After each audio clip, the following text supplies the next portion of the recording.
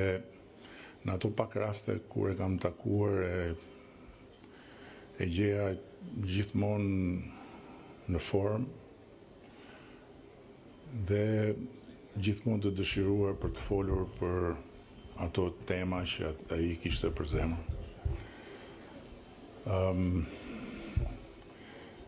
Natyrisht që kur një njeri largohet, shumë çka që lidhet me të afrohet, por besoj se edhe kur ky afrim i gjërave si rezultati i momentit të tretet në kohë, profesori do të mbetet një pikë referimi në historinë e ndryshimeve dhe të ndryshimit e epokave, siç e përmendi Namiku, e padyshim një pikë referimi edhe për gjithë ata që do duan një ditë të kuptojnë dinamikat edhe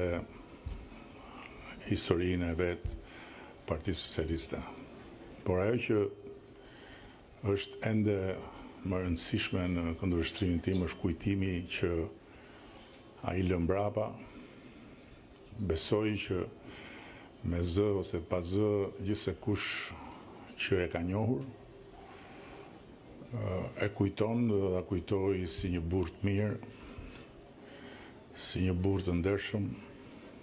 si një burr të mençur, dhe mbi të gjitha si një burr babaxhan. Kështu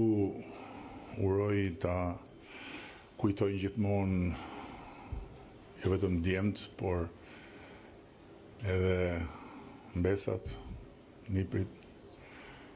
dhe të gjithë të afërmit e tjerë, duke shprehur me dhimbje edhe urimin që të prehet i qetë në paqe, siç e ka merituar me jetën dhe me kujtimin që lë mbrapa.